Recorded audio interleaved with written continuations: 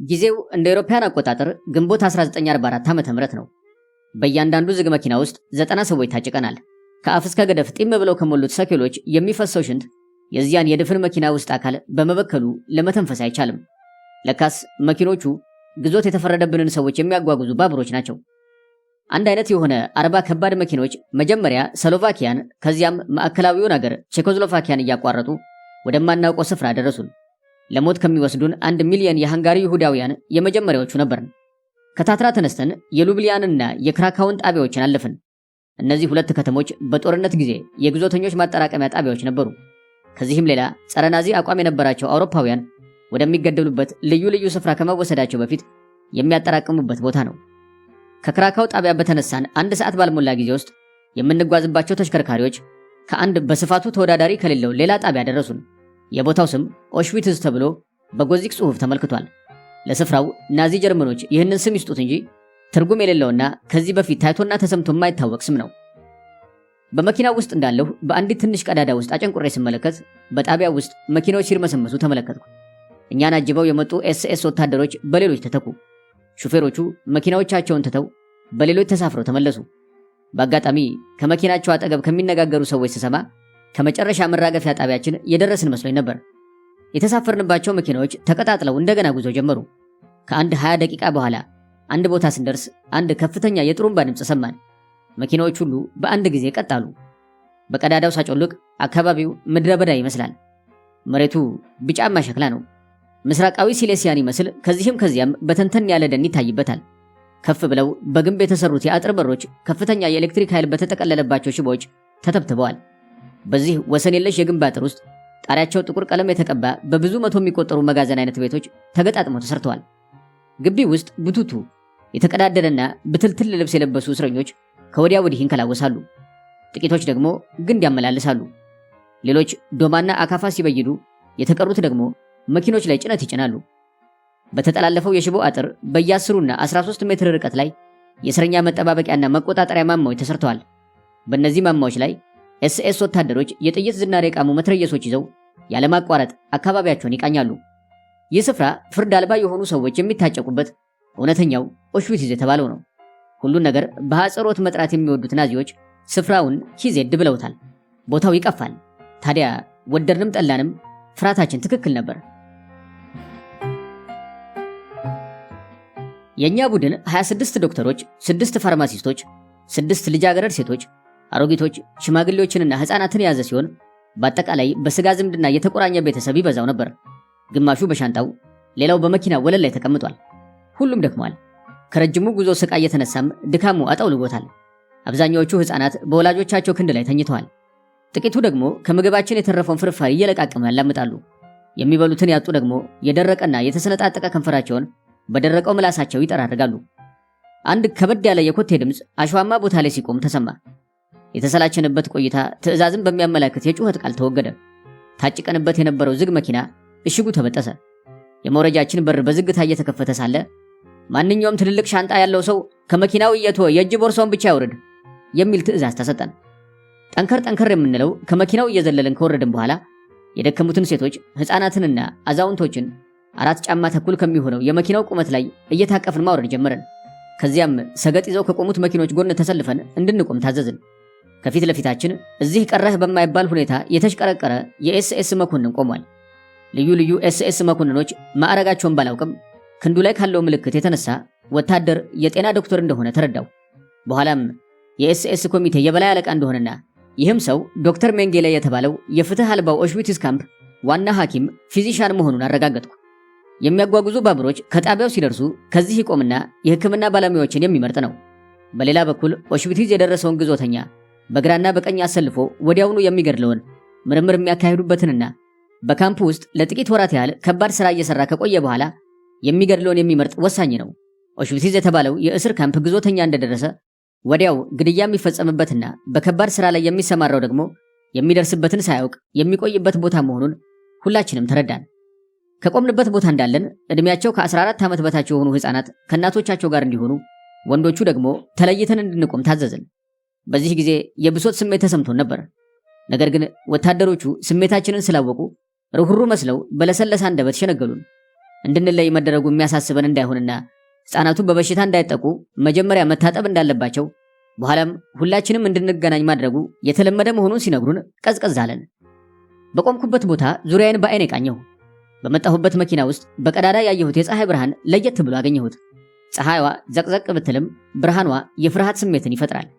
በድንገት ዞር ብዬ እይታዬን ወርወር ሳደርግ ሾጠጥ ብሎ ወደ ላይ ይወጣ ከጡብ የተሰራ የጭስ መውጫ ያለው ሕንጻ አየሁ። ከሁለት ደርብ ፎቅ በላይ በጣም ረዝሞ የአንድ ትልቅ ፋብሪካ ጭስ መውጫን ይመስላል። ከዚህ ጭስ መውጫ አፍ የሚንቀለቀለው እሳት እጅግ ያስደንቃል። ከዚህ ሲኦል በመሰለ እቶን ውስጥ ምን ነገር ይሆን የሚመስለው በማለት ማሰብ ጀመርኩኝ። ከመቅጽበት ታወቀኝ። ደህና አድርጌ ዝናውን ከሰማሁለት ግዞተኛ ከተገደለ በኋላ ሬሳው እንደዚሁ ከነ ሕይወቱ እቶን እሳት ውስጥ ከሚጣልበት የጀርመን ግዞት ውስጥ መገኘቴን ተገነዘቡ። ለካስ እነዚህ ፋብሪካ መሳይ ሕንፃዎች የሰው በድን ማቃጠያ ኖረዋል። ከዚህኛው እልፍ ብሎ እቶን እሳት የሚንቦገቦግባቸው ሌሎች ሕንፃዎች አየሁ። የሚነፍሰው ነፋስ ጭሱን አመጣልኝ። አፍንጫዬ ቀጥሎ ጉሮሮዬ በሚያቃጥል ስጋና ፀጉር ጠረን ተሞሉ። ያቅለሸልሸኝ ጀመር። ለእኛ ለእንግዶቹ ልዩ ልዩ ምግብ በመዘጋጀት ላይ ያለ መሰለኝ። በዚህ ተመስጦ ላይ ያለሁ ወንዶች፣ ልጃገረድ ሴቶች፣ አሮጊቶችና ሽማግሌዎች ለየብቻ ተለይተው በመራጩ ኮሚቴ ፊት እንዲያልፉ ታዘዘ። መራጩ ዶክተር ሜንጌሌ አንድ ምልክት እንዳሳየ በሁለት ረድፍ ተሰለፉ ተባለ። በግራ በኩል ሽማግሌዎች፣ አካለ ስንኩላን፣ ደካማዎች፣ እናቶች ከልጆቻቸው ጋር ሲሰለፉ፣ በቀኝ በኩል ደግሞ ለመስራት የሚችሉ ጠንካራ ወንዶችና ሴቶች ተሰለፉ። በዚህ በሁለተኛው ረድፍ ውስጥ እኔ ሚስቴና የ14 ዓመት ሴት ልጅ የነበርንበት። ለመነጋገር አይቻልም። ያለው ዕድል በምልክት መጠቃቀስ ብቻ ነው። በግራ በኩል ተሰልፈው የነበሩት የታመሙ በዕድሜ የገፉና የአካል ጉድለት ያላቸው ለማሳሳቻ በቀረቡት የቀይ መስቀል መኪናዎች ተጭነው በኤስኤስ ወታደሮች ታጅበው ተወሰዱ። ከጥቂት ደቂቃዎች በኋላ ከዓይናችን ተሰወሩ። የቀኙ ረድፍ አልተንቀሳቀሰም። ሐኪም የሆነው ሁሉ ወደፊት ወጣ ብለን እንድንሰለፍ ተጠየቅን። 50 እንሆን ነበር። ዶክተር ሜንጌሌ የሕክምናው ቡድን ቀረብ ብሎ በጀርመን ዩኒቨርሲቲ የተማሩትን ስለ ልዩ ልዩ በሽታ ጥልቅ ትምህርትና ዕውቀት ያላቸውንና ስለ ውስጥ አካል ሕክምና ሕግጋት ጠንቅቀው የሚያውቁትን ተለይተው እንዲቆሙ አዘዘ። ተጠንቀቁ፣ ከሚፈለግባችሁ ግዳጅ ጋር መስተካከል አለባችሁ፣ አለበለዚያ አለ ዶክተር ሜንጌሌ። የማስፈራራቱ ሁኔታ አሳስቦናል። ጓደኞቼን ዞር ብዬ አየሁ። የፈሩና የተደናገጡ ይመስላሉ። እኔ ግን ምን ለውጥ ሊመጣ በማለት አልሰጋሁም። የክብር ደረጃዬን በመጠበቅ ራሴን አስተዋወቅኩ። የት እንደተማርኩ፣ የጤና ትምህርት መምህራኖቼ እነማን እንደነበሩ፣ ስንት ዓመት በሕክምና እንደሰራው፣ በውስጥ አካል ሕክምና ሕግጋት ፎረንሲክ ሜዲሰን ስንት ዓመት እንደተለማመድኩ ወዘተ የመሳሰሉትንና ሌሎች ችሎታዬን ገለጽኩኝ። ደጋግሞ ጥያቄዎችን ለረጅም ጊዜ ጠየቀኝ። በመሰረቱ መልሶቼ ሁሉ ስላረኩት ወዲያውኑ ከጓደኞቼ ለየኝ። እነሱ ወደ ነበሩበት እንዲመለሱ አዘዘ። ቀደም ሲል ያልተከሰተልኝ ነገር አሁን ተረዳሁት። የእውነት ምስክርነቴን እሰጣለሁ። በግራ በኩል ተሰልፈው በቀይ መስቀል መኪና የተወሰዱት በሙሉ ከጥቂት ደቂቃዎች በኋላ ከነ ሕይወታቸው እንዲቃጠሉ ተደረገ። ከሌሎቹ ባልደረቦቼ ፈንጠር ብዬ ለብቻዬ ቆሜ ሳለሁ ጥቂት የደስታ ዓመታቴን አሳልፌበት ስለነበረውና አሁን ደግሞ ልዩ ባህሪ ስለተከሰተባት ጀርመን ማሰብ ጀመርኩ። በአሁኑ ጊዜ ከራሴ በላይ ያለው ሰማይ በከዋክብት ነጸብራቅ ተውቧል። ከሶስተኛው ሪህ የሰው አካል ማቃጠያ ውስጥ የሚተነፍገው ጠረን ባይኖር ኖሮ አየሩ አስደሳች በሆነ ነበር። ከመቆጣጠሪያ ሰገነት ላይ በብዙ መቶ ከሚቆጠሩ ባትሪዎች የሚረጨው የብርሃን ነጸብራቅ የዓይንን የማየት ኃይል ያውካል። የብርሃኑ ነጸብራቅ የአየሩ መክበድና ግቢውን ያፈነው የምሽቱ ጭጋግ ጭንቅ ያደርጋል። በአሁኑ ጊዜ መኪናዎቹ ሁሉ ሰው የለባቸውም። የእስረኛ ልብስ የለበሱ ጥቂት ሰዎች መጥተው በመኪናዎቹ ላይ የተተዉትን ትልልቅ ሻንጣዎች እያወረዱ በሌሎች መኪናዎች ላይ ይጭኑ ጀመር። ከዚህ በኋላ እነዚህ 40ዎቹ ዝግ መኪናዎች ሁሉም ቀስ በቀስ ወደ አካባቢው ገጠር ተወሰዱ። ዶክተር ሜንጌሌ የመጨረሻ ትዕዛዙን ለወታደሮቹ ከሰጠ በኋላ ወደ መኪናው ሲገባ እኔ እንድከተለው ምልክት አሳየኝ። እኔና አንድ የኤስኤስ ወታደር መኮንን ከኋላው ተቀመጥን። በመጻው ዝናብ በተበጣጠሰው መንገድ ላይ መኪናው እያዘለለን ጥቂት ከተጓዝን በኋላ ከአንድ በጦር መሳሪያ ከታጠረ ግቢ ደረስን። በዚህ ጊዜ ዘብ የቆመው ወታደር እየሮጠ መጥቶ ወደ ግቢው እንድንገባ አመለከተን። በዋናው መንገድ ላይ ጥቂት 100 ያርዶች ያህል እንደተጓዝን እጅግ ብዙ ከሆኑ መጋዘን ከመሰሉ ቤቶች ሁሉ ለየት ብሎ ከተሰራ ከአንድ ሕንፃ አጠገብ ቆምን። ከበሩ ላይ ያለው ምልክት የሰፈሩ ቢሮ መሆኑን አመለከተኝ። ከቤቱ ስንገባ ከአዳራሹ ውስጥ ልዩ ልዩ ሙያ ያላቸው የምሁር ገጽታና አመለካከት የሚንጸባረቅባቸው ግን የእስረኛ ልብስ ለብሰው በየፊና ስራቸው ላይ ተጠምደው የሚሰሩ አየሁ። ዶክተር ሜንጌሌ ወደ አንድ ፀጉሩን ሙልጭ ተደርጎ ወደ ተላጨና ዕድሜው በግምት 50 ዓመት የደረሰ ወደሚመስል ሰው አይኑን አተኮረ። ከሁለቱ ጥቂት ራቅ ብዬ ቆሜ ስለነበር የተነጋገሩትን አልሰማሁም። ሰውየው እስረኛ ነው፣ ግን የካምፕ ኤፍ ሐኪም ነው። ስሙም ዶክተር ሴንት ኬለር ይባላል። ራሱን ከመጠኑ ዝቅ አድርጎ የአክብሮት ሰላምታ ከሰጠ በኋላ በእሱ አመልካችነት ወደ አንድ የእስረኞች ጸሐፊ ቀረብ አልኩኝ። ጸሐፊው ጥቂት ካርዶችን ከፋይል ውስጥ ካገለባበጠ በኋላ ልዩ ልዩ ጥያቄዎችን ይጠይቀኝ ጀመር። መልሶቹንም በትልቅ መዝገብ ላይ ካሰፈረ በኋላ ካርዱን ለአንድ የኤስኤስ ወታደር ሰጠና ከዚያ ክፍል ይዞኝ ወጣ። በዶክተር ሜንግሌ ፊት ለፊት ስወጣ በመጠኑም ራሴን ዝቅ አድርጌ እጅ ነሳው። ለካስ እንዲህ ያለ ስርዓት አልባ ሰላምታ አሰጣጥ በዚያ የኬዜድ ዓለም ውስጥ አልተለመደም። ከገናና ሰው ፊት ልዩ መሆን አለበት። በዚህ አድራጎቴ ቅር የተሰኘው ዶክተር ሴንት ኬለር የስሙላ ቁጣውን አንባረቀብኝ። በበሩ ላይ መታጠቢያና ጤና ጠንቅ ማስወገጃ የሚል ምልክት ካለበት ከአንድ ሌላ አዳራሽ ወታደር ወሰደኝ። ከዚህ ደግሞ ካርዴ ለሌላ ወታደር ተላለፈ። ከዚህ በኋላ አንድ እስረኛ ቀረበኝና የሕክምና መሳሪያ መያዣ ሻንጣዬን ተቀብሎ ከፈተሸ በኋላ ልብሴን እንዳውልቅ ነገረኝ።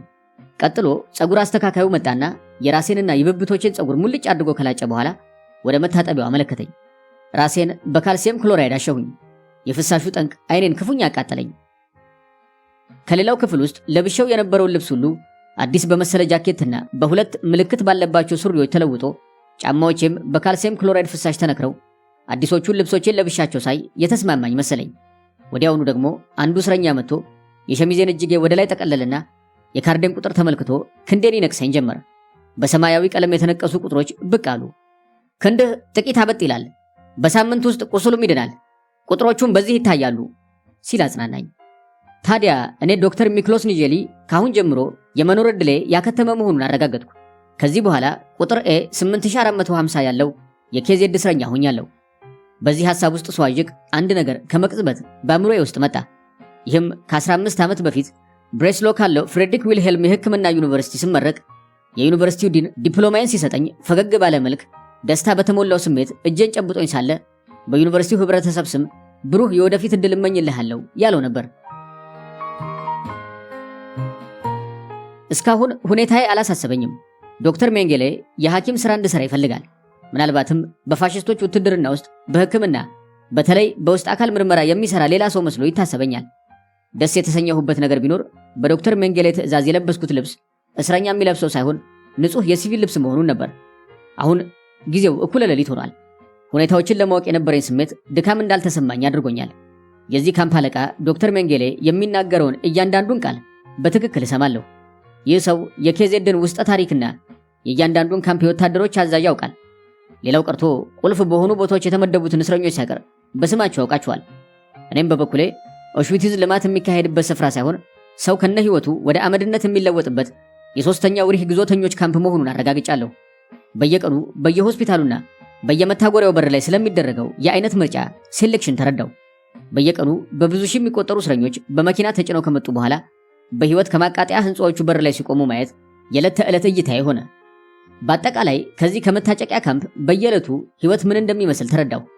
በዚያን በገባሁበት ዕለት ከ800 እስከ 1000 የሚሆኑ ሰዎች በእያንዳንዱ መጋዘን ውስጥ መታጨቃቸውን አየሁ።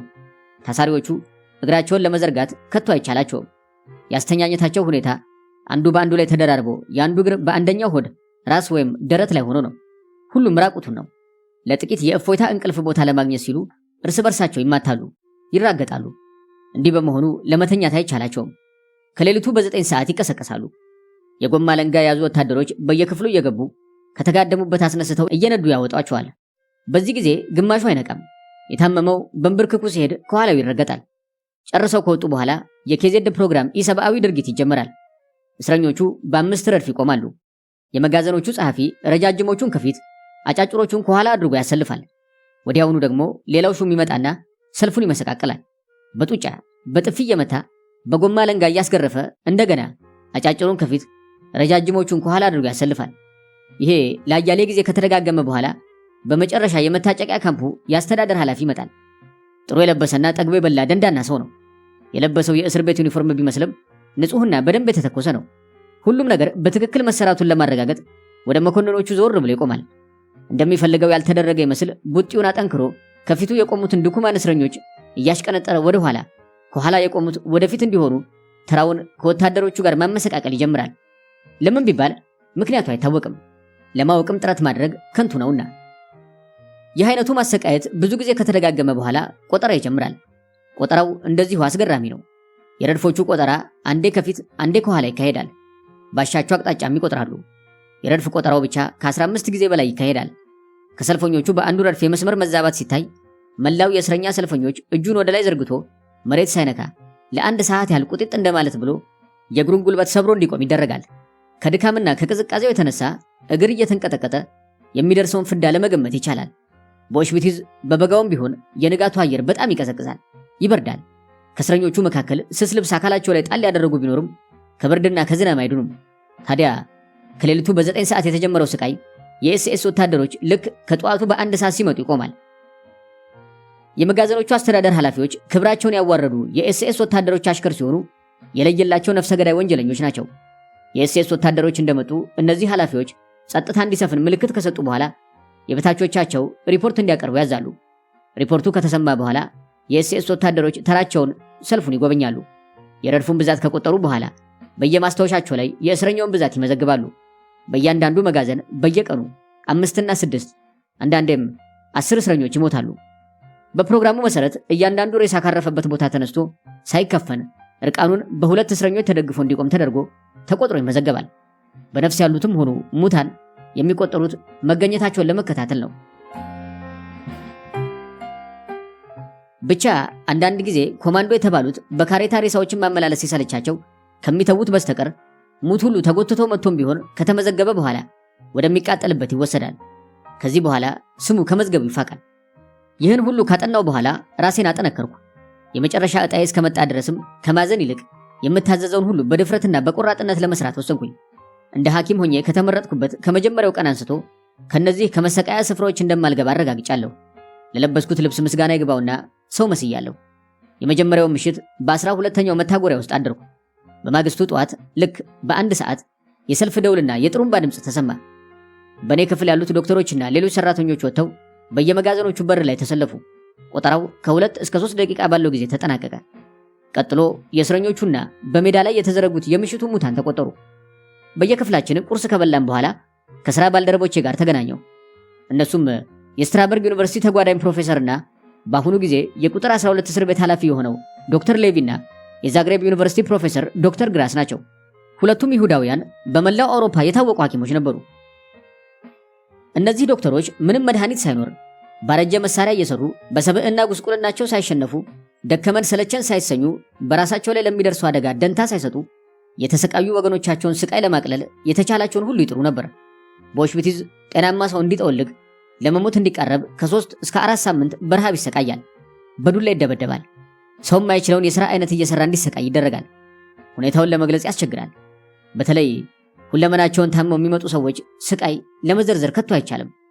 ሆኖም ሐኪሞቹ ቃል ኪዳን የገቡበትን ሙያ በማክበር ራሳቸውን ያሰቃዩ ነበር። የእነዚህን ዶክተሮች አርአያ ሌሎች ከግሪክና ከፈረንሳይ የተለቀሙ 6 የሕክምና ባለሙያዎች ተከትለው ነበር። ዶክተሮቹ ለ3 ዓመታት የማይረባ ቼስትነት የተቀላቀለበት ዳቦ ሲበሉ ነው የከረሙት። ሚስቶቻቸው፣ ልጆቻቸው፣ ወላጆቻቸውና ጓደኞቻቸው ከካምፑ እንደደረሱ ተገለዋል። ማለትም ከነ ሕይወታቸው ወደ እቶን እሳት ተጥለው አመድና ተን ሆነዋል። ምናልባትም የቀኝ ረድፍ ሰልፈኛ ከሆኑም በተወሰዱበት ቦታ ከ2 ከ3 ወር በላይ ስለሚቆዩ ምርጦች ተብለው ወደ እቶኑ እሳት ተጥለዋል። ዶክተሮቹ ስቃይና መከራ ቢደርስባቸውም የሕያዋን ሙታን ዘሊቪንግ ዴድ ህልውና በእነሱ እጅ ስለሆነ የተቻላቸውን ህሊናዊ እርዳታ ያደርጉ ነበር። ምክንያቱም በእነዚያ መታጎሪያዎች የሚገኙት እስረኞች ሁሉ የሕያው ሙታን ናቸውና። በመሰረቱ በሆስፒታሎቹ ለመተኛት በጽኑ ህመም መታመም ያስፈልጋል። ከሆስፒታሉ እንዲተኙ ከሚፈቀድላቸው መካከል አብዛኛዎቹ እስትንፋስ ያልተለያቸው በአጥንት የቀሩ አስክሬኖች፣ እርጥብ አዘል አካል የሌላቸው፣ ስጋቸው ከአጥንት የተለየ የሚመስሉ፣ ከንፈሮቻቸው ተሰነጣጥቀው ፊታቸው አብጦ ሰው የመምሰል ቅርጽ የተለያያቸው፣ በማይድን የተቅማጥ በሽታ የተለከፉ፣ ከግርፋትና ከድብደባ እንዲሁም ከምግብ እጦት የተነሳ ሰውነታቸው በቁስል ተበጣጥሶ ሽታቸው በማያስቀርብ ሁኔታ የሚገኙ ናቸው። እነዚህን አይነት ህመምተኞች ነበር የሕክምና ባለሙያዎቹ ለመርዳት ጥረት ያደርጉ የነበሩት። እስካሁን ይህ ነው ተብሎ የተሰጠኝ የሥራ አይነት የለም። ከአንድ ፈረንሳዊ ሐኪም ጋር ሆኜ ካምፑን እየጎበኘን ሳለን ከአንድ መታጎሪያ ጋር ተያይዞ ከተሰራ ቅርጸ ቢስ ህንፃ ደረስን። ወደ ውስጥ ስንገባ አንድ በሰው ቁመት ልክ የተሰራ ትልቅ ጠረጴዛ፣ አንድ ወንበር፣ የቀዶ ጥገና መሳሪያዎች ማስቀመጫ ሳጥን፣ ከወዲያ ደግሞ አንድ ባሊ አየሁ። ይህ ምን እንደሆነ እንዲገለጽልኝ ባልደረባይን ጠየቁት። ይሄ የኬዜድ ብቸኛ የሙታን መበለቻ ክፍል ነው አለኝ። ቀጠል አደረገና ለጥቂት ጊዜያት ያህል አልተሰራበትም። እንደ እውነቱ ከሆነ በዚህ ካምፕ ውስጥ የሚበልጥ ባለሙያ ያለ አይመስለኝም። ያንተ እዚህ መገኘት ከዶክተር ሜንጌሌ ዓላማ ጋር የተያያዘ ስለመሆኑ ስለማልጠራጠር ከእንግዲህ ወዲያ ይህ ክፍል የሚሰራበት ይመስለኛል አለኝ። የባልደረባዬን አባባል ስሰማ መንፈሴ ወደ ምድር ውስጥ ተምዘግዝጎ የተቀበረ ያህል ተሰማኝ። ምክንያቱም ቀዶ ጥገና ሕክምና አካሂድ የነበረው በዚህ አይነቱ የፋኖስ መብራት በሚበራበት ክፍል ሳይሆን በዘመናዊ የቀዶ ጥገና ክፍል ነበርና ነው። ሙያዬን ከጀመርኩበት ጊዜ አንስቶ እዚህ እስከመጣሁበት ጊዜ ድረስ ባልተሟሉ የሕክምና መሳሪያዎችና በእንደዚህ ያለ ክፍል ውስጥ ሰርቼ አላውቅም። ሌላው ቀርቶ በግድያ ወይም ራስን በመግደል በተፈጸመ ክስተት ለመበለት ስራ እንኳን ወደ ገጠር ሲሄድ በመሳሪያ ተደራጅቼ ነው። ስራውንም የማካሄድበት ክፍል በሁሉ ነገር ተሟልቶ ነበር። ሆኖም ራሴን ማመጻደቅ ተውኩና ይህንን ለመቀበል ራሴን አዘጋጀሁ። ምክንያቱም ለኬዜድ ይህም ሲበዛ ነው። በሌላ በኩል ደግሞ በዚህ በስባሳ አሮጌና ብርሃነ ቢስ ክፍል ለመስራት ለምን አዲስ የሲቪል ልብስ ተሰጠኝ? ትርጉም የለሽ ነው አልኩኝ። ነገር ግን ቢዘሉ ፍርጥ ነውና አሁንም ይህንን ሳብሰለስል ጊዜ ማባከን እንደሌለብኝ ወሰንኩኝ። አሁንም ከዚሁ ፈረንሳዊ ባልደረባዬ ጋር እያለሁ ወደ ውስብስብና ጥልፍልፍ የኤሌክትሪክ ሽቦ አጥር ስመለከት ራቁታቸውን ያሉ ቆዳቸው ጥቁር የሆነ ሕፃናት ሲጫወቱ አየሁ።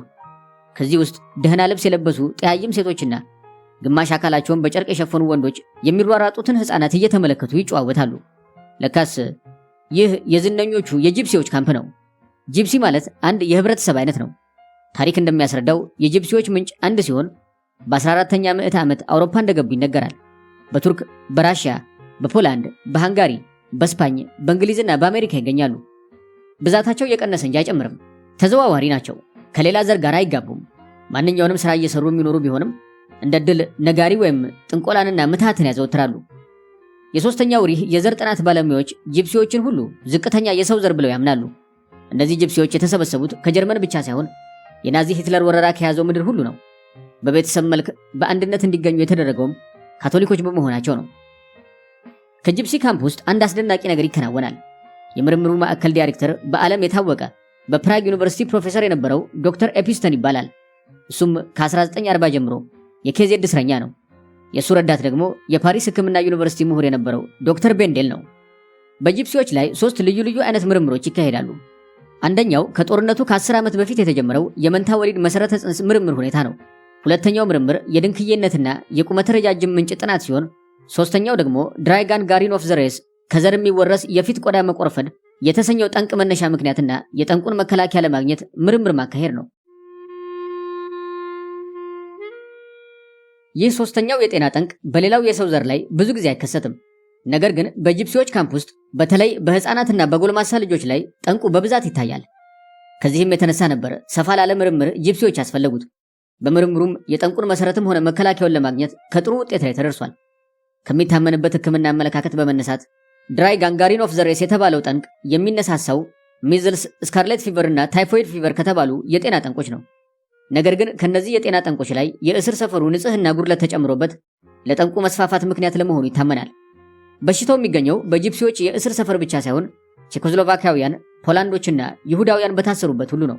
እንዲሁም ቢሆን ቅሉ በጂፕሲዎች መንደር ይበረክታል። በዚህ ካምፕ የጠንቁ መበርከት ሲመረመር የተደረሰበት ነጥብ ከውርስ ከሚተላለፍ ቂጥኝ ውርዴነት የተነሳ ለመሆኑ ተገምቷል። ምክንያቱም በጂፕሲዎች ካምፕ የወርዴዎችና የቂጥኛሞች ቁጥር እጅግ ብዙ ነበርና ነው። ከዚህ የምርምር ውጤት በመነሳት ከወባ መከላከያ መድኃኒት ጋር ተቀላቅሎ ለህመምተኛ የሚሰጥ ኖቫርሴኖቤንዞል የተሰኘ አዲስ መድኃኒት ተገኝቶ ውጤቱም አርኪ ሆኖ ነበር። ዶክተር ሜንጌሌ በየቀኑ ይጎበኘናል። አብሮንም በማንኛውም ምርምር ይካፈላል። በተለይም ከሁለት እስረኞች ዶክተሮችና ዲያና ከተባለች ሰዓሊ ጋር ግንኙነቱ ጠንካራ ነው። ዲያና የተባለችው ሰዓሊ የፕራግ ነዋሪ ነበረች። አሁን ግን የኬዜድ እስረኛ ከሆነች 3 ዓመት ሆኗታል። የዶክተር ሜንጌሌ ረዳት በመሆኗ በካምፕ ውስጥ ለሌላኛው እስረኛ ያልተሰጠ የተሻለ መብት ነበራት። ዶክተር ሜንጌሌ ደከመኝ ሰለቸኝ የማይል ጠንካራ ሰው ነው። የቀኑን ግማሽ ጊዜውን በላብራቶሪ ያሳልፋል። ከዚያም በመኪናዎችና በባቡሮች ተጭነው የሚመጡትን እስረኞች ሲቀበል ያመሻል። ዛሬ የደረሱትን እስረኞች በ5 ረድፍ ተሰልፈው በኤስኤስ ወታደሮች ታጅበው ያለማቋረጥ ይጋዛሉ። እንዳጋጣሚ ሆኖ በአንድ ሰልፍ ላይ አይኔ ያተኮረ። ሰልፉ ምንም እንኳን ከኔ ቢርቅና ውስብስቡ የሽቦ አጥር ቢከልለኝም የሰልፈኞቹን ሁኔታ ለማወቅ አላዳገተኝም። እነዚህ እስረኞች ያለ ጥርጥር ከአንድ ትልቅ ዘመናዊ ከተማ ድንገት ታፍሰው የመጡ ናቸው። ልብሶቻቸው ጥሩ ሆነው የተሰፉና ጽዱ ናቸው። ቦብሊን የዝናብ ልብስ ለብሰዋል። ውድ ከቆዳ የተሰሩ የእጅ ሻንጣዎች ይዘዋል። እንደምንገነዘበው እነዚህ እስረኞች በዚያች ከተማ ስልጣኔ በሰፈነበት ባህል ይኖሩ እንደነበር ሁኔታቸው ያስረዳል። በሰላም ከሚኖሩበት ተለቅመው እዚህ የመጡበትም ዋናው ምክንያት የሚኖሩት ሰላም ኃጢአት ሆኖባቸው ነፍሳቸውን ለዕዳ ሊከፍሉ ነው። ዶክተር ሜንግሌ ስራ ቢበዛበትም ስራ ሊያገኝልኝ ጊዜ አገኘ። 2 እስረኞች በካሬታ እየገፋ 2 ሬሳ ወዳለሁበት መበለቻ ክፍል አመጡልኝ። በሁለቱም ሬሶች ደረት ላይ የውስጥ ምርምር እንዲካሄድ የሚያመለክት ዜድ እና ኤስ ፊደሎች በልዩ ቾክ ተጽፏል። የ12 ቁጥር ህንፃ ኃላፊ የሆነ አንድ አስተዋይ እስረኛ እንዲረዳኝ ተመድቦልኛል። ከሱ ጋር ተጋግዘን አንዱን ሬሳ በመበለቻ ጠረጴዛ ላይ አጋድመን መላ አካሉን ስቃኝ ከአንገቱ ላይ ማህተም የመሰለ ጥቁር መስመር አየሁ። ይህ ራሱን ሰቅሎ ወይም አንዱ ሰቅሎት የሞተ ነው አልኩኝ። የሁለተኛውንም ሰውነት ወዲያውኑ ስመለከት ይህ ደግሞ በኤሌክትሪክ ወንበር እንዲቀመጥ ተደርጎ የሞተ መሆኑን ተረዳው። ይህንን ለማወቅ አዳጋች አይደለም። ቆዳ ላይ ከሚታየው ጠባሳና ቀይ ቀለም ለመረዳት ይቻላል። የዚህኛውን የአሟሟት ሁኔታ ስገመግም በኬዜድ ካምፕ ውስጥ አይደረግም። ምናልባት የካምፑ የዘውትር እይታ እንደሚሆነው ሰውየው ከፍተኛ ኃይል ካዘለ የኤሌክትሪክ ሽቦ ላይ ተወርውሮ በመውደቅ የሞተ ነው በማለት አድንቄዋለሁ። ያም ሆነ ይህ ራሱን የገደለም ሆነ የተገደለ የሚካሄድበት የመበለቱ ስነ ስርዓት ያው አንድ አይነት ነው። ሌሊት የመቀስቀሻ ደውል ሲደወልና ጥሩምባ ሲነፋ ስማቸው ተጠርቶ ከመዝገብ ይሰረዛል። ከሰልፉ ቦታም አስክሬኖቹ ተወስደው ከሬሳዎቹ ማጠራቀሚያ ይታጎራሉ። ከዚያም የሬሳዎቹ ብዛት 40 እና 50 ሲሆን በመኪና ወደሚቃጠሉበት ይወሰዳል። ዶክተር ሜንጌሌ ላከልኝ 2 ሬሳዎች ለመጀመሪያ ጊዜ መጡልኝ ናቸው። ከአንድ ቀን በፊት ደህና አድርጌ እንደመረምርና ጥሩ ውጤትም እንዳሳይ አስጠንቅቆኛል። ታዲያ ትዕዛዙን በመቀበል መላውን ችሎታዬን ተግባራዊ ለማድረግ ራሴን አዘጋጅቻለሁ። ከካምፑ መግቢያ ዋና በር ላይ የማስጠንቀቂያ ደወል ተደወለ። አንድ መኪና መታ ቆመች። ለካስ ዶክተር ሜንግሌና የሱ የክብር ዘብ የሆኑት 2 ኤስኤስ ወታደሮች መምጣታቸው ነው። የእስር ቤቱ ኃላፊ ያቀረበውን የዕለቱን ሪፖርት ካዳመጡ በኋላ የኤፍ ካምፕ ዶክተሮችን አስከትለው በቀጥታ እኔ ወዳለሁበት የመበለቻ ክፍል መጡ። አንድ ትልቅ ቁም ነገር እንደሚካሄድበት ከፍተኛ የትምህርት ተቋም ይመስል የመጀመሪያ ሬሳ ከተጋደመበት ጠረጴዛ ዙሪያ ክብ ሰርተው ቆሙ። ፈተና የምወስድበት ጊዜ መሆኑን ወዲያው ተረዳው። ፈታኞቹም የእነዚህ ከፊት ለፊቴ የቆሙ ያውም አደገኞቹ ፈታኞች ናቸው። እየበለጥኩ ቀና ስል የሙያ ባልደረቦቼ ጣታቸውን አጣምረው ለእኔ ህሊናዊ ጸሎት ሲያደርሱ አየሁ። እዚህ አጠገቤ ካሉት መካከል በፕሮፌሰር ስትራስማን ተከታታይነት በቦርስሎ የሕክምና ኢንስቲትዩት ውስጥ ለ3 ዓመታት በውስጥ አካል ቀዶ ጥገና መስራቴን የሚያውቅ አንድም የለም። ሆኖም ቁጥር A8450 የተሰጠው ሐኪም መሆኔ ብቻ ሳይሆን ከዚህ በፊትም እኔ ዶክተር ሚክሎስ ነጅሌ የምታወቅ መሆኔ ነው። መበለቱን ጀመርኩ። መጀመሪያ የራስ ቅሉን ቆዳ ገፈፍኩ፣ ቀጥሎ ደረቱን፣ ከዚያም የሆድ ዕቃን ክፍል ከፈትኩ። መላውን ብልት እየመረመርኩ የታወከውንና ልዩ የሆነውን ብልት እመዘግባለሁ። ይህንን ስራዬን በማከናውንበት ጊዜ ተመልካቾቼ ጥያቄ ያጎርፉልኛል። ያለመጠራጠርና መታወክ ለጥያቄዎቹ ሁሉ መልስ እሰጥ ነበር። ስራዬና የጥያቄዎቹ መልሶች ማርካታቸውን ከገጽታቸው ፈገግታ አነበው ነበር። ከተለገሰልኝ ፈገግታ የተነሳም ፈተናዬን እንዳለፍኩ አረጋገጥኩ። ስለ ሁለተኛው ሬሳ ሁኔታ ግን ሪፖርቱን በማግስቱ እንዳቀርብለት ካዘዘኝ በኋላ ሪፖርቱንም ከኔ የሚወስድለት አንድ ሰው እንደሚልክ አስታውቆኝ ዶክተር መንግሌና ሰዎቹ ወጡልኝ። ከዚህ በኋላ ከእስረኞቹ ባልደረቦቼ ጋር ጥቂት ለመነጋገር እፎይታ አገኘሁ። በማግስቱ 3 አስክሬኖች ለውስጥ ምርመራ ቀረቡልኝ። አሁንም በዙሪያዬ የተሰበሰቡት የትላንትናዎቹ ሰዎች ናቸው።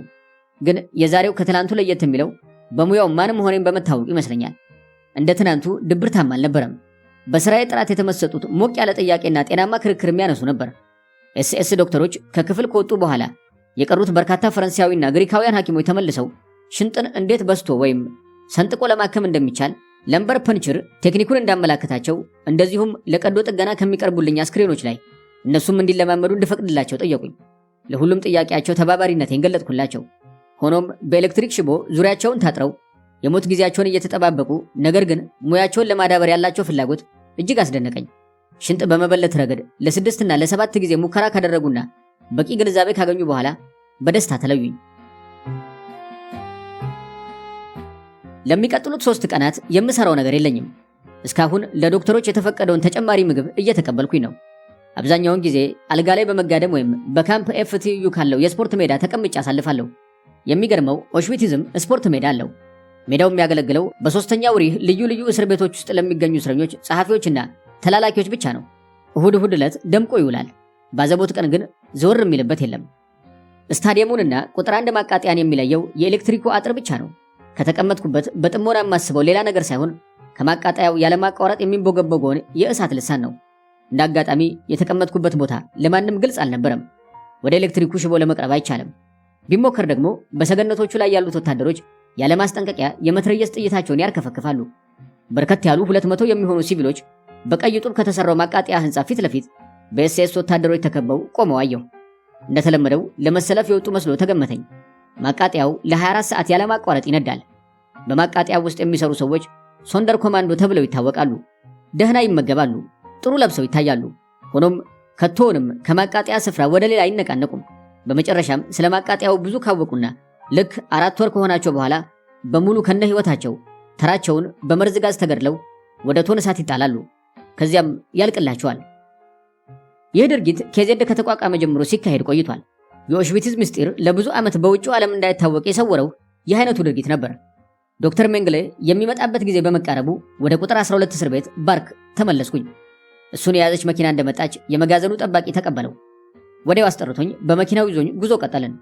በዚህ ጊዜ የተከተለን ወታደር አልነበረም። የሥራ ባልደረቦቼን ለመሰናበት እንኳን ጊዜ አላገኘሁም።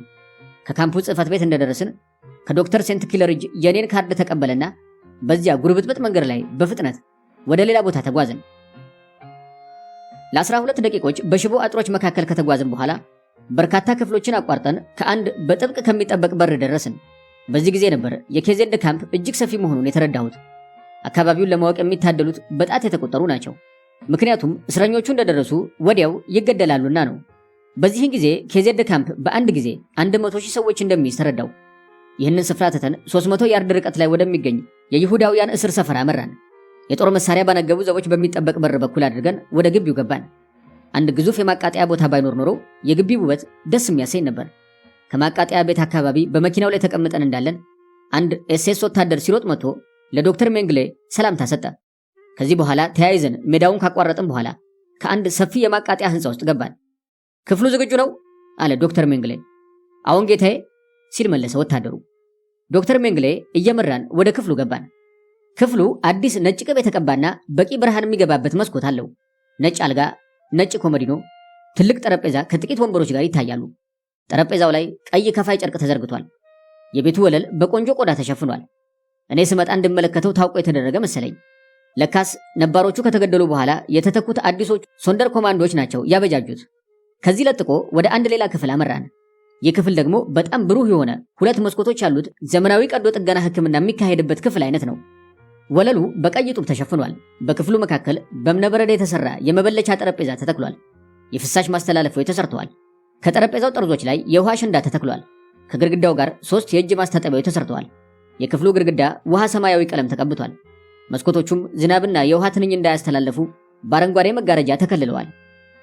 ከዚህ ደግሞ ወደ ሌላ ክፍል ሄድን። ይህ ክፍል የሥራዎች ማከናወኛ ነው። ዓይን የሚስቡ ወንበሮችና ስዕሎች ይታያሉ። በክፍሉ መካከል አንድ ሰማያዊ ጨርቅ የተዘረጋበት ጠረጴዛ፣ ምቾት የሚሰጡ ሶፋዎችና 3 ማይክሮስኮፖች አሉ። ከአንድ ጥግ በኩል በቅርብ የታተሙ ጠቃሚ መጽሐፍ ተደርድረዋል። በሌላው በኩል የልብስ የፎጣና የጓንት መስቂያ ተሰርቷል። ባጭሩ ጥሩ የሕክምና ተቋም መስሏል። ሁሉን የተመለከትኩት በፍራቻና በድንጋጤ ነው። መጀመሪያውኑ በትልቁ በር በኩል ስገባ በሞት ጎዳና ላይ የምራመድ መስሎኛል። ዝግተኛ ሞት፣ አፉን ከፍቶ ወደሚጠብቀኝ ጉድጓድ። በአጠቃላይ የማከትም መስሎኝ ነበር። የሲቪል ሰራተኛ ልብስ የተሰጠኝም ለምን እንደሆነ ተረዳው። የለበስኩት ልብስ ሕያዋን ሙታን የሚለብሱት የሶንደር ኮማንዶዎች አይነት ነው። አለቃዬ ለመሄድ እየተዘጋጀ ነው። ከዚህ በፊት ግን ጠባቂው ኤስኤስ ወታደር ለሚያስፈልገኝ ነገር ሁሉ ኃላፊ መሆኑን ነገረኝ። በመሰረቱ የማቃጠያው ኃላፊ በእኔ ላይ ምንም አይነት ባዕድ አመለካከት የለውም። ምግቤን አገኛለሁ። ልብሶቼ በወታደሮቹ ማጠቢያ ቤት ይታጠባሉ። ጢሜን የምላጫውና ጸጉሬን የማስተካክለው ከወታደሮቹ ጸጉር ማስተካከያ ነው። ከዚህም በላይ በጠዋቱና በማታው ሰልፍ ላይ አልገኝም። ከላብራቶሪውና ከአናቶሚው ስራ ሌላ 120 ለሚሆኑ የማቃጠያ ሰራተኞችና ለ360 ሶንደር ኮማንዶዎች ጤና ኃላፊ ነኝ። መድኃኒትና የሕክምና መሳሪያዎች ተሟልተው በእኔ አገልግሎት ስር ውለዋል። በቀን አንዴ ወይም 2 ጊዜ ታማሚዎችን እጎበኛለሁ። ከጠዋቱ ከ1 ሰዓት እስከ ምሽቱ 1 ሰዓት ድረስ በአራቱም የማቃጠያ ህንፃዎች ውስጥና አካባቢ ያለማለፊያ ፈቃድ እዘዋወራለሁ። በየቀኑም የታመመውን የተኛውንና በአምቡላንስ የሚመጣልኝን ህመምተኛ ብዛት እየመዘገብኩ ከህመማቸውና ካገኙት የአገልግሎት አይነት ጋር ለኤስኤስ ወታደር አዛዥና ለሶንደር ኮማንዶዎች አስተዳደር ሪፖርት አቀርባለሁ። ከስራዬ ብዛት የተነሳ ሌላውን ነገር የምሰማው ደንዝዤ ነው። በአጠቃላይ በዚህ በህያዋን ማቃጠያ ካምፕ ውስጥ ባልገኝ ኖሮና የሞት ጊዜን የምጠባበቅ ሶንደር ኮማንዶ ባልሆን ኖሮ የተሰጠኝ መብትና ኃላፊነት ከኬዜድ ከፍተኛ ባለስልጣኖች እንዳንዱ ባደረገኝ ነበር። ዶክተር ሜንግሌ ምንም ሳይናገር ከክፍሉ ወጣ። ምንም ይሁን ምን ኤስኤስ ወታደር ለኬዜድ እስረኛ ሰላምታ ሰጥቶ ይሰናበታል እንጂ ዝም ብሎ አይሄድም። ከዚህ በኋላ በቁጥጥር ስር ያለውን የመበለቻ ክፍል ዘጋሁና ወደ መኝታ ክፍሌ ገብቼ ቁጭ በማለት ሐሳቤን ለመሰብሰብ ፈለኩኝ። በእውነቱ ይህ ቀላል አልነበረም። ከመሰረቱ ጀመርኩት። የተለየሁት ቤቴ ታወሰኝ። ንጹህና ትንሹ ቤቴ፣ ደስ የሚያሰኙ ክፍሎቼ፣ ብዙ ህመምተኞች ያከምኩበትና አድካሚ ስራ የሰራሁባቸው፣ በአንጻሩ ደግሞ ህመምተኞቼ ድነው ደስታቸውን የተመለከትኩበት ድርጅቶች ታዩኝ። የደስታ ጊዜን ከቤተሰቤ ጋር ያሳለፍኩበት ቤቴ በህሊኔ ውስጥ ተመላለሰ። ከቤተሰቤ ጋር ከተለያየን 1 ሳምንት ሆነኝ። የት ይሆኑ? በቁጥር አልባው እልቂት ውስጥ ተደብለው አልቀው ይሆን? ልጄ ከእናቷ ጋር ትሆን ወይስ ተለያይተዋል? አዛውንት አባቴና እናቴ ምን ሆነው ይሆን? በተለይ እንደ ልጄ የምንከባከባት ውድ ታናሽ እህቴ ምን ሆና ይሆን? በተያየን ምንኛ ደስ ባለኝ። ለሚደርስባቸው ነገር የምጠራጠረው ነገር የለም። በእርግጥ ከአርባዎቹ መኪኖች በአንዱ ተጭነው እዚህ ኦሾቲዝ ውስጥ ከሚገኘው የይሁዳውያን መታጎሪያ መንደር መጥተዋል። ዶክተር ሜንግሌ እንደ ቀላል ነገር በእጁ ወዳመለከተው በግራ በኩል ወደሚገኘው የእልቂት ሰፈር ተወስዶ ይሆናል። እህቴም በቀኝ በኩል ከሚገኘው ሰፈር እንድትሄድ ብትደረግም ተንበርክካ እያለቀሰች ከወላጆቿ ጋር ለመሆን ትለምን ነበር። ምናልባት ከወላጆቿ ጋር እንድትሆን ቢፈቀድላት ከዓይኖቿ ከሚንጀረጀሩት እንባዎቿ የምስጋና መልስ ትሰጥ ነበር። የኔ ከዚያ መመደብ በካምፕ ውስጥ እንደ ሰደድ እሳት ተስተጋባ። ለኔ የተመደቡልኝ የኤስኤስ አስተዳዳሪና አንድ ሶንደር ኮማንዶ እንግዶች እኔን ለመጎብኘት እንደመጡ ነገሩኝ። በሩ በአንድ የኤስኤስ መኮንን ተከፈተ። ቁመታቸው ጣራ የሚነካ የመሳሰሉ 2 ወታደር መሰል ሰዎች ናቸው። ከሁኔታቸው እንደተረዳሁት እነሱ ወደፊት ከኔ ጋር ስለሚኖራቸው ግንኙነት ሊያጤኑ የመጡ መሰለኝ። ዶክተር ሜንጌሌ ተጠሪነቴ ለሱ ብቻ መሆኑን እንዳዘዘኝ ታወሰኝ። እኔን ለመተዋወቅ የመጡ መሰለኝና ቆሜ ከመቀበል ፈንታ ቁጭ ብዬ ሰላምታ ሰጥቻቸው ቁጭ እንዲሉ ጋበዝኳቸው። ከክፍሉ መሃል ቆመው አተኩረው ተመለከቱኝ።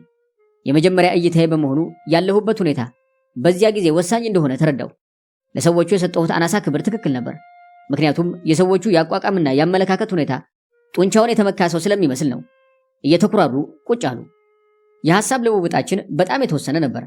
እንዴት እንደመጣው በኬዜድ ውስጥ ምን እንደምሰራ ነበር የጠየቁኝ። ይህ አይነት ጥያቄ መጠየቅ ባልተገባቸው ነበር። ምክንያቱም መልሱ ያስደንቃቸው ይሆናልና ነው። በመሰረቱ ስለ ፖለቲካ፣ ስለ ጦርነትና የኬዜድ የዕለት ተዕለት ሁኔታዎችን ለመናገር የማይቻለኝ ነኝ። ይህም አያስጨንቀኝም። ምክንያቱም ከጦርነቱ አነሳስ ጀምሮ በጀርመን ውስጥ ስለነበርኩ የማውቃቸው ብዙ ነገሮች ለውይይቱ በተጠቀምኩባቸው ነበር። እነሱን በጣም ያስገረማቸው የራሳቸውን ቋንቋ ከነሱ በተሻለ አይነት በስነ ስርዓት መናገሬ ነበር። በሌላ በኩል በንግግሬ መካከል በምገልጻቸው ስውር ንዑስ ሐረጎች ሐሳቤ እንዳይገባቸው ማድረጌም አስደንቋቸዋል። አገራቸውን፣ የህዝቡን ህይወት፣ የከተሞቻቸውን ሁኔታ፣ ቤቶቻቸውን፣ ሃይማኖታቸውንና ግብረገብነታቸውን ሁሉ አውቃለሁና ውይይቱ ለኔ አስቸጋሪ አልሆነም። ሰዎቹ የመጡበት ሁኔታ ስላወቅኩ ፈተናውን እንዳለፍኩ በፈገግታ ሲለዩኝ ተረዳው። ንጹህ የለበሱ ጢማቸውን የተላጩና በአጠቃላይ ከካምፑ ህይወት ለየት የሚሉ ብዙ ሰዎች እየመጡ ይጎበኙኛል። አንድ ጊዜ አንድ በፖለቲካ ሳይሆን በሌላ ቀላል ጉዳይ የታሰረ እስረኛ ከ2 ሰዎች ጋር ከክፍሌ ገባ። የእሱ አመጣጥ እጅ ለመንሳት ይመስላል። በኋላ እንደተረዳሁት 3ቱም አሁን ያለሁበትን ቤት ያጸዱ ሰዎች ናቸው። የኔን ከዚህ መግባት በመስማታቸው ከነሱ ጋር ምግብ እንድጋበዝና ሌሎችንም እስረኞች በዚያው እንድጎበኝላቸው ፍላጎታቸውን ነገሩኝ። እንዳጋጣሚ ወቅቱ የራት ጊዜ ነበርና እስረኞቹ ወደሚኖሩበት ከማጠቃለያው ህንፃ 2ኛ ደርብ ላይ አብሬያቸው ወጣው። ሰፊ ክፍል ነው። ከግድግዳው ጥግ ጥግ በደንብ የተለጠፉ አልጋዎች አሉ። እያንዳንዱ አልጋ በሐር የተጠለፉ ቆንጆ ቆንጆ ትራስ ልብሶች አሏቸው። በመሰረቱ እንዲህ ያሉ የአልጋ ልብሶችና የትራስ ልብሶች በዚህ የእስር ካምፕ ውስጥ ይገኛሉ ብሎ ማመን ከቶ አይቻልም። ከካምፕ ውስጥ የተሰሩ ሳይሆን ቀደም ሲል ከየቦታው ታፍሰውና ተለቅመው ከመጡ በኋላ በቶን እሳት የአየር ሽታ የሆኑት ግዞተኞች ያመጡት ነው። ታዲያ ሶንደር ኮማንዶች ከመጋዘን እየመረጡ የእነሱን ጊዜ እስኪያበቃ ድረስ ይጠቀሙበታል። ክፍሉ በሙሉ በጥሩ ብርሃን አሸብርቋል። እዚህ እንደ ሌሎቹ ባራኮች ለኤሌክትሪክ ቁጠባ አይደረግም። በክፍሉ ውስጥ ያለው የሰው ብዛት ከጠቅላላው ብዛት ግማሹ ነው። ቀሪው ከሌሊት ተረኛነቱ ቦታ ሄዷል። ተራፊው ደግሞ ተኝቷል። ያልተኛውም መጽሐፍ ያነባል። እኛ ይሁዳውያን ማንበብ እንወዳለን። ከካምፕ ውስጥ ብዙ መጽሐፍት አሉ። እያንዳንዱ ግዞተኛ እንደ አእምሮ ችሎታውና እንደ ትምህርቱ ደረጃ ልዩ ልዩ መጽሐፍት ይዞ ይመጣል። የመጽሐፍት ችግር የሌለው ለዚሁ ነበር። ሆኖም በካምፕ ውስጥ መጽሐፍ እንዲያነቡ የተፈቀደላቸው ሶንደር ኮማንዶች ብቻ ናቸው። ሌላው ግዞተኛ መጽሐፍ ሲያነብ ቢገኝ ለ20 ቀናት ለመቆም ብቻ በሚያገለግል ሳጥን ውስጥ ተከቶ በሰዋራ ቦታ እንዲቆይ ይደረጋል። ደግነቱ ሰውየው በቅድሚያ በደረሰበት ድብደባ ስለሚሞት ስቃዩን የሚቀበል አይኖርም። ጠረጴዛው በአማረ ጥልፍ ባሸበረቀ ጨርቅ አምሯል። የሸክላ ሳህኖችና ብርማ የመጠጫ ዕቃዎች ተደርድረዋል። እነዚህ ዕቃዎች ሁሉ በአንድ ጊዜ የግዞተኞቹ ነበሩ። በጠረጴዛው ላይ ልዩ ልዩ የምግብ አይነት ተቀምጧል። ለብዙ ጊዜ የሚቆይ ደረቅ ምግብ፣ የአሳማ ስጋ፣ ጣፋጭ ምግብ፣ ሳላሜ፣ ብስኩት፣ ቸኮላት ወዘተ የመሳሰሉ የምግብ አይነቶች ናቸው። ታዲያ ሁሉንም አይነት እንደተረዳሁት አብዛኛው ምግብ ከሃንጋሪ ጉዞተኞች የተወሰደ ነው። ለጊዜው ነዋሪ የሆኑት ሶንደር ኮማንዶች እንዲመገቡት ይደረጋል። ከጠረጴዛው ዙሪያ የተቀመጡት የእስረኛ ካቦች፣ መሐንዲሶች፣ የዕቃ መላላሽ አለቆችና ወርቅ አንጣሪዎች ናቸው። እኔ ከዚህ ስደርስ ሁሉም ሞቅ ባለ አቀባበል ተቀበሉኝ። የሚያሻኝን ሁሉ ጋበዙኝ። በየቀኑ ከሃንጋሪ የሚጋዘው እስረኛ ከመጠን በላይ ነውና የምግብ እጥረት የለም። እንዲህም ቢሆን ቅሉ ያላመጥኩት አልዋጥ ይለኛል። ምክንያቱም የምበላው ምግብ ተጋዦቹ ወገኖቼ የሚደርስባቸውን ስቃይ ሳይገነዘቡ የሰነቁት ስንቅ ነውና እንደ እርም ይሰማኛል። እየተራቡ ሳይቀምሱለት የተወሰደባቸው ምግብ ነው። ለልጆቻቸው ለሸመገሉት አባትና እናት ለችግር ቀን ብለው የቋጠሩት የነበረ በመሆኑ ሕዋሳቴን ሁሉ ስቅጣጤ ይሰማው ነበር። ሻይ ላይ አረቄ ጨምሬ ደጋግሜ ጠጣው። ከጥቂት ጊዜ በኋላ ፍርሃቴ ሁሉ ተወገደልኝ። ስሜቴን አደፍርሶብኝ የነበረው ሁሉ የጠፋ መሰለኝና ራሴን ማርካት ጀመርኩ። የምናጨሰው ሲጋራም ከሃንጋሪ የመጣ ነው። በመሰረቱ በዚያ በእስር ሰፈር አንድ ሲጋራ የቀን ምግብ ያህል ዋጋ አለው። እዚህ ግን በመቶ የሚቆጠሩ በሲጋራ የተሞሉ ፓኮች በጠረጴዛው ላይ ተደርድረዋል። ጨዋታችን ሞቅ እያለ ሄደ። በጠረጴዛው ዙሪያ ፖላንድን፣ ፈረንሳይን፣ ጀርመንና ኢጣሊያን የሚወክሉ ተገኝተዋል። ሆኖም ሁላችንንም የሚያስተናግደው የጀርመን ቋንቋ ነው። በጨዋታችን ላይ ስለማቃጠያው ካምፕ ታሪክ ይበልጥ ተረዳው። በብዙ ሺህ እስረኞች ሰቆቃ ካምፑ እንደተሰራና እያንዳንዱ ድንጋይ በእስረኞች ደም እንደቀለመ ተረዳው። የሚሰሩት ሌትና ቀን ነበር። ያለ ምግብና ውሃ ብጭቅጫቂ ልብስ ለብሰው በብርድ እየተቆራመዱ እንደሰሩ በመጨረሻም በሰሩት የማቃጠያ ምድጃ ላይ ተጥለው የቶን እሳት ራት ሆነው መቅረታቸውን ሰማሁ። የካምፕ ውስጥ ህንፃዎች ሥራ ከተጠናቀቀ 4 ዓመታት አልፈዋል። ከዚህ ጊዜ ጀምሮ በሚሊዮን የሚቆጠሩ ንጹሐን ሰዎች ከተጫኑበት ዝግ መኪና እየተራገፉ የቀደሙት ወገኖቻቸው ሰርተው ከነደዱበት እቶን ገብተው አልቀዋል። እኛ የአሁኖቹ ሶንደር ኮማንዶዎች 12ኛው ነን። ከኛ በፊት ለ11 ጊዜ የገቡ የእቶን እሳት ሲሳይ ሆነዋል። በየጊዜው ስለሚመደቡት ሶንደር ኮማንዶች ታሪክ ሰማሁ። በእያንዳንዱ የገዥነት ዘመን ማን ጀግና እንደነበር ተረዳው። በአጠቃላይም የሶንደር ኮማንዶች ዕድሜ በጣም አጭር ነው። በመሰረቱ ማንም ይሁን ማን የይሁዳውያን ሃይማኖት የሚከተል ሁሉ ተመርጦ ከእቶኑ የሚጣለው በመጀመሪያ ሲሆን የሚፈረድበትም ከካምፑ በገባበት ቀን ነው። ሶንደር ኮማንዶም ከሆነ እንደ ማንኛውም ሶንደር ኮማንዶ የመገደል ዕጣ ይደርሰዋል። በጫወታ ሳይሰማን ጊዜው እኩለ ሌሊት ሆነ። ለግብዣው የተሰበሰብነው ሁሉ ቀን በሥራ የደከመ ስለነበር አሁን ደግሞ ባልኮን ላሽቋል። ግብዣው ቢቀጥል ኖሮ ውይይታችን ባልተቋጨ ነበር። ከዚህ በኋላ ባልደረቦቼን ትቼ ወደ ክፍሌ ሄድኩኝ። ለጠጣሁት አረቄ ምስጋና ይግባውና ደክመው የነበሩ ነርቮቼ ምንም ጉስቁልና ሳይሰማቸው ሌሊቱን በጤና አሳለፍኩኝ። ንጋት ላይ አንድ የሚያወክ የጥሩምባ ድምፅ የሚያሰማ ማጓጓዣ ከተጋዥ ማራገፊያ ደረሰ። ምን ይሆን በማለት ወደ መስኮት ጠጋ ብዬ ስመለከት ተጋዥ የታጨቀበት ረጅም ባቡር ቆሞ አየሁ። ከጥቂት ሰከንዶች በኋላ ከዝጎቹ ሳጥኖች በሺህ የሚቆጠሩ የተመረጡ ይሁዳውያን ተዘረገፉ። ከዚህ በኋላ እንዲሰለፉ ተደርጎ ምርጫው ከተካሄደ በኋላ የግራ አቅጣጫ ሰልፈኞች ወደሚወሰዱበት ቤት ጉዞ ቀጠሉ። ወዲያው ትዕዛዝ ተላለፈ። ወዲያውኑ ደግሞ የሚራወጥ የኮቴ ድምፅ ሰማሁ። ድምፁ የመጣው ምድጃው ካለበት ከማቃጠያው ሕንፃ ነው። ለካስ አዲስ የመጡትን ተጓዦች ለመቀበል ስፍራውን እያዘጋጁ ናቸው። እቶን እሳቱ በኃይል እንዲቀጣጠልና እንዲጋይ የወናፍ ሞተሮች ተንቀሳቅሰው ማርገብገብ ጀመሩ። የማቃጠያው ቤት ቁመት 500 ጫማ ይረዝማል። ውስጡም የሚያምር ለማስመሰል ግድግዳው ነጭ ቀለም ተቀብቷል። ወለሉ በሲሚንቶ ተለብዷል። 15ቱ የማቃጠያ ህንፃዎች ውስጥ ያሉት እቶን የሚንቀለቀልባቸው ስፍራዎች ግድግዳቸው ጡብ ነው። የብረት መዝጊያዎቹ ሳይቀር ነጭ ቀለም ተቀብተዋል። በ5 እና በ6 ደቂቃ ውስጥ እነዚያ ተጋዦች ሁሉም በ5 ረድፍ ተሰልፈው ከአጥር ግቢ ገቡ። ማንኛውም ሰው እዚህ ውስጥ ምን እንደሚደረግ አያውቅም። ምክንያቱም ከገባ በኋላ የሚመለስ የለምና። እንደ ጀርመኖች ውሸትና ቅጥፈት ከሆነ ስፍራው ህመምተኞች የሚያገግሙበት፣ የደከሙ የሚያርፉበትና ለህፃናት ጥንቃቄ የሚደረግበት ቦታ ተብሎ ይነገራል። ግዞተኞቹ ረጅም ጉዞ በመጓዝ የደከሙ በመሆናቸው በቀስታ እርምጃ ወደፊት ቀጠሉ። ህፃናቱ በእንቅልፍ ተሸንፈው ስለነበር በእናቶቻቸው ደረት ላይ ተጣብቀዋል። አብዛኞቹን ህፃናት አባቶቻቸው ታቅፈዋቸዋል። ማንም ሰው ኤስኤስ ወታደሮችን ጨምሮ ከዚህ ሥራ የሌለው መግባት አይፈቀድለትም ከሚለው የማቃጠያ ህንፃ በር ሲደርሱ ቆሙ። ተጋዦቹ ተኮልኩለው ከቆሙበት የግቢው ሳር ለማርጠብ ከቧንቧ የሚረጭ ውሃ በማየታቸው ሁሉም ወደዚያ ሮጡ። የተጠማው ጠጣ። ከዚያም ባለፈ እያንዳንዱ ከሻንጣው ውስጥ ኮዳና ውሃ መያዣ እያወጣ እየቀዳ ተመለሰ። በዚህ ጊዜ ትርምስምሱና ግፊያው የትንግርት ነበር። ውሃ ለመጠጣትና ለመቅዳት የዘቦቹን ፍቃድ መጠየቅ አላስፈለጋቸውም። ምክንያቱም ለ5 ቀን ሲጓዙ ምንም የቀመሱት ውሃ የለምና ነው። ምናልባትም በአንዳንድ ማረፊያ ቦታ ውሃ ቢያጋጥማቸውም የሸተተና የደፈረሰ ነበር። ያንንም ለመጠጣት ጥረት ቢያደርጉም ጥማቸውን ለማርካት አልተቻላቸውም።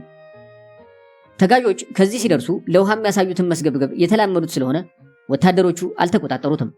ሆኖም ሁሉም ጥሙን ካረካና ቀርቶ ከተመለሰ በኋላ እንደ ቁመታቸው በሰልፍ እንዲቆሙ ተደረገ። ቀጥሎ 100 ያርድ ያህል ርቆ ወደሚገኘው ቦታ ተወሰዱ። ከዚያም ወደ ምድር ውስጥ 12 ደረጃ ተወርዶ ከሚገኘው ሰፊ ክፍል ደረሱ። ከመግቢያው በር ላይ በጀርመን፣ በፈረንሳይ፣ በግሪክና በሃንጋሪ ቋንቋ መታጠቢያና የጤና ጠንቅ ማስወገጃ የሚል ጽሑፍ ተጽፏል። ይህ ጽሑፍ ተጋዦች እንዳይደነግጡና እንዳይጠራጠሩ ማሳሳቻና ለማዘናጋት ሆን ተብሎ የተጻፈ ነበር። በዚህ ጽሑፍ ምክንያት ሁሉም የተዝናና እየመሰለ ደረጃውን ወርዶ ከክፍሉ ውስጥ ተጠቀጠቀ። ተጋዦቹ አሁን ያሉበት ክፍል 200 ያርድ ይረዝማል። ግድግዳው ነጭ ቀለም ተቀብቷል። ጥሩ ብርሃን የሚሰጥ መብራት በርቶበታል። ምሰሶች በረድፍ ይታያሉ። በምሰሶች ዙሪያና በግድግዳዎቹ ጥግና ጥግ ረጃጅም መቀመጫዎች ተደርድረዋል። ከመቀመጫዎቹ በላይ በልዩ ልዩ ቋንቋ የልብስና የጫማ መስቂያ ምልክቶች የሚያመለክቱ ጽሑፎች ተጽፈዋል። ታጥበው ሲመለሱ እያንዳንዱ የራሱን ልብስና ጫማ ያስቀመጠበትን እንዳይስት የሚያስጠነቅቁ ጽሑፎችም ተጽፈዋል። በዚህ ክፍል ውስጥ 3000 ወንዶች፣ ሴቶችና ሕፃናት ከታጎሩ በኋላ ጥቂት ወታደሮች መጥተው ሁሉም ተጋዦች በ10 ደቂቃ ውስጥ ልብሶቻቸውን አውልቀው እርቃናቸውን እንዲሆኑ ትዕዛዝ ሰጡ። በዕድሜ የገፋው፣ አያት የሆነው፣ ልጆች፣ ሚስት፣ ባል ሁሉ በመገረምና በመደናገጥ ደነዘዙ። ቆንጆ ልጆችና ልጃገረዶች በመገረም እርስ በእርስ ተያዩ። ምናልባትም አዛዦቹ የጀርመንን ቋንቋ በትክክል የማያውቁ መሰላቸው። ለዚህ ብዙም መጨነቅ ሳይደርስባቸው ወዲያውኑ በቁጣ ትዕዛዙ ተደገመላቸው። ስብዕናቸው በመዋረዱ ውስጣዊ ሕሊናቸው ተጨነቀ። ያም ሆነ ይህ የሚያመጡት ለውጥ ስለሌለ ቀስ እያሉ የለበሱትን ማውለቅ ጀመሩ። ህመምተኛውንና ሽማግሌውን ሶንደር ኮማንዶች በማውለቅ ረገድ ይረዱ ጀመር። በ10 ደቂቃ ውስጥ ልብሶችና ጫማዎች ወልቀው በየመስቂያው ተንጠለጠሉ። ከዚህ ክፍል ቀጥሎ ወደሚገኘው ክፍል አንድ ኤስኤስ ወታደር ሄድ አለና ወደዚያ ክፍል የሚያስገባውን ትልቅና ሰፊ በር ከፈተ። መንጋው ገብቶ ተኮለኮለ። ይህኛው ክፍልም ከፊተኛው ክፍል ጋር በመጠኑም ሆነ በውበት ተመሳሳይ ነው። ልዩነቱ ግን ከዚህ ምንም መቀመጫና የልብስ መስቂያ የለም። ጣራማ አይነኩ ምሰሶዎች በየ30 ያርድ ተራርቀው ይገኛሉ። ባናታቸው ላይ እንደ ወንፊት ጠቃጠቆ ያላቸውን የብረት ቧንቧዎች ደግፈው ይዘዋል። ሁሉም ተኮልኩሎ የሚሆነውን ሲጠባበቅ ኤስኤስ ወታደሮችና ሶንደር ኮማንዶች በአስቸኳይ ውጡ የሚል የትዕዛዝ ድምፅ ተሰማ። ሙልጭ ብለው ሲወጡ ሰፊውና ትልቁ በር ጥርቅም ተደርጎ ተዘጋ። ወዲያው የክፍሉ መብራት ጠፋ። ይህ እንደሆነ ወዲያውኑ የዓለም አቀፍ የቀይ መስቀል መኪና ከውጪ ሲቆም ድምፁ ተሰማ። አንድ ኤስኤስ ወታደርና ምክትል የጤና መኮንን ከመኪና ወጡ። የጤና መኮንኑ ከብረት የተሰሩ ታኒካ የመሰሉ 4 የዕቃ መያዣዎች በእጁ እንደያዘ በሳር ወደ ተሸፈነው ሜዳ ሄደ። ከሜዳው መካከል በየ30 ያርድ ርቀት በሲሚንቶ የተሰሩ ቧንቧ መሳይ ቦሴቴዎች ተሰርተዋል። አፍንጫውንና አፉን በጠረን መከላከያ ሸፍኖ በቦሴቴዎቹ አንዱን ከከፈተ በኋላ ከያዘው ታኒካ ጠጣር ኩረት መሳይ ነገሮችን አፈሰሰ። እንደጨረሰ መልሶ ዘጋው። ከቦሴታው የተጨመረው መርዝ ጋዝ እርቃናቸውን በጨለማ ውስጥ ከተቀመጡት ተጋዦች ክፍል ውስጥ በምሰሶቹ ተደግፈው ካሉት የብረት ወንፊቶች እየወጡ ማፈኑን ቀጠለ። በ5 ደቂቃ ውስጥ ሁሉም ሞቱ። እንግዲህ የሁሉም ተጋዦች ታሪክ ይህንን የመሰለ ነው።